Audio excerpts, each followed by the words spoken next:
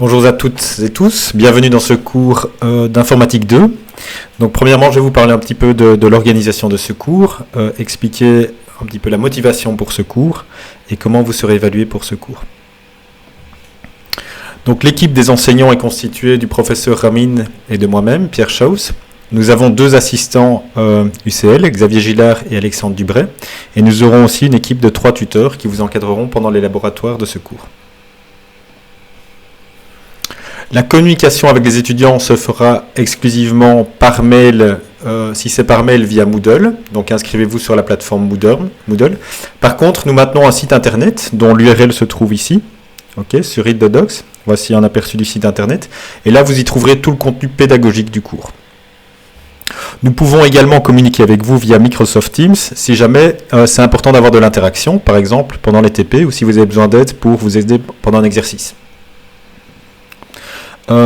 Aussi, autre information, nous avons mis en place sur Moodle un Stack Exchange. Donc ça vous permet de poser les questions ouvertes lorsque vous êtes en dehors des séances de consultance pour les TP. Et donc vous pouvez à tout moment poser une question, éventuellement un autre étudiant peut vous répondre, ou même un assistant, s'il tombe sur la question, peut vous répondre.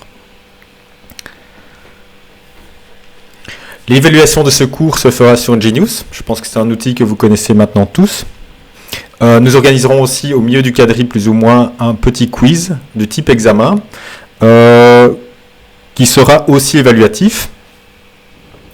Les notes qui seront prises en compte seront celles du quiz, seront celles de l'examen et seront aussi votre participation active pendant l'année.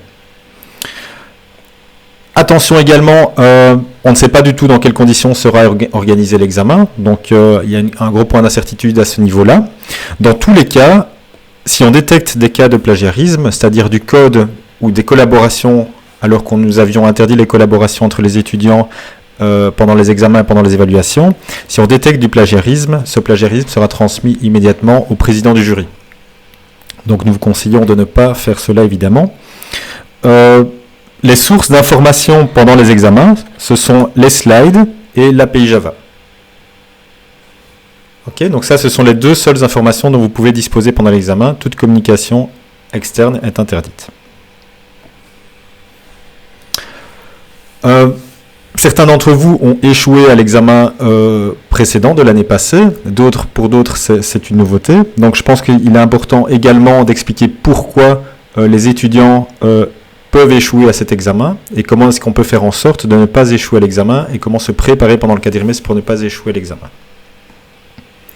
La raison numéro 1, je dirais, c'est que les étudiants ne maîtrisent pas assez leur outil. Donc il y a un outil qui s'appelle l'IDE, c'est l'outil dans lequel vous développez en Java, et vous avez à disposition cet outil qui s'appelle IntelliJ, ou également pendant l'examen. C'est important pendant toute l'année que vous appreniez à maîtriser cet outil, sans quoi vous risquez de perdre beaucoup de temps à l'examen. C'est dans cet outil que vous allez développer vos questions à l'examen. Celui qui souhaite développer ses questions sur Genius va perdre beaucoup de temps parce qu'à chaque fois vous devez attendre le feedback d'Ingenious, la compilation, cela prend du temps alors que vous avez à votre disposition cet outil qui permet de réagir et d'interagir avec votre programme beaucoup plus rapidement. La seconde raison pour laquelle certains étudiants échouent à l'examen, c'est qu'ils ne sont pas assez capables de fixer leurs propres bugs. N'importe qui écrit quelques lignes de code va forcément écrire des bugs. Ce qui est important, ça c'est tout à fait normal. Ce qui est important, c'est de savoir les corriger. Et pour corriger ces bugs, il faut vraiment s'entraîner. Et il faut écrire des petits tests, utiliser peut-être l'outil de debugging, écrire des println. Et en fait, essayer de voir si le comportement attendu sur un petit exemple est bien celui qu'on attend.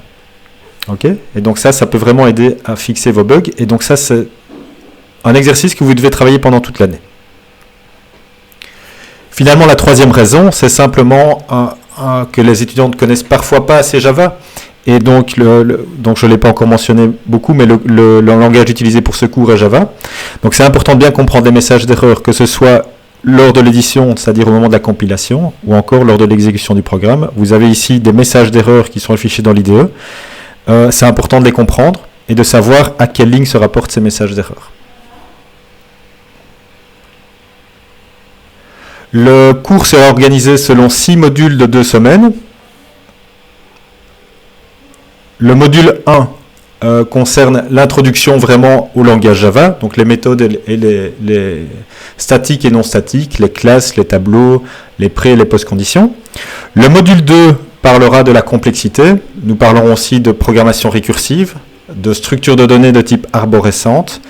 Nous verrons également comment prouver que des programmes sont corrects. Lors du module 3, nous allons introduire la programmation orientée objet, les types génériques, les types abstraits. Lors du module 4, nous parlerons d'outils de type software engineering avec l'introduction des design patterns, c'est-à-dire comment construire des programmes qui sont solides et flexibles. Lors du module 5, nous parlerons de la programmation fonctionnelle et de la programmation lambda. Et lors du module 6, nous parlerons du parallélisme, des threads, et nous introduirons également les processus de synchronisation pour éviter tout bug lors de l'implémentation de programmes en parallélisé. Donc, vous voyez, la table de matière est assez chargée, assez dense. En fait, nous pensons que ce sont les éléments essentiels que n'importe quel ingénieur ou n'importe quelle personne confrontée à l'implémentation de programmes informatiques devrait connaître. Okay. Donc, c'est un bagage chargé, mais très très important pour votre future carrière, quelle qu'elle soit, aussi bien en informatique ou dans un autre domaine qui fait appel à l'informatique, où vous êtes amené à programmer. Pour vous aider à acquérir les compétences de ce cours, nous organisons donc à 8h30 et à 14h30, tous les mercredis, une séance de consultance. Vous avez à disposition des tuteurs et des assistants qui sont là pour vous aider via Microsoft Teams. Ok ? Donc comment ça se passe concrètement ? Vous allez simplement solliciter leur aide via Microsoft Teams. Ensuite, vous allez peut-être partager votre écran ou via le chat et ils vont vous aider à résoudre les exercices. Lorsque vous avez fini les exercices, après, moi, je vais consulter les assistants pour savoir quels exercices ont posé particulièrement problème et quel point de la matière était spécifiquement compliqué. Et le jeudi, lorsque nous avons à disposition un auditoire, j'essaierai d'organiser une séance de questions-réponses où vous pouvez librement poser vos questions et on réinsistera un petit peu sur certains points de la matière. Okay ? Que ce soit la consultance ou la séance de questions-réponses, ce n'est en aucun cas obligatoire d'y participer si vous n'en sentez pas le besoin. Mais si vous en sentez le besoin et que vous avez besoin d'aide, surtout au début, c'est important d'utiliser cette ressource qui est à votre disposition. Donc comme je l'ai dit, vous avez également Moodle Overflow à votre disposition. C'est vraiment un outil qui permet que tous les informaticiens utilisent. Donc vous connaissez peut-être déjà Stack Overflow, c'est l'équivalent, mais cette fois-ci spécifique pour ce cours. Où vous pouvez vraiment poser vos questions et vous pouvez interagir avec d'autres étudiants qui peuvent vous débloquer sur certains exercices. Bien sûr, le but du jeu n'est pas de coller telles quelles les solutions aux exercices, cela n'a aucun sens évidemment.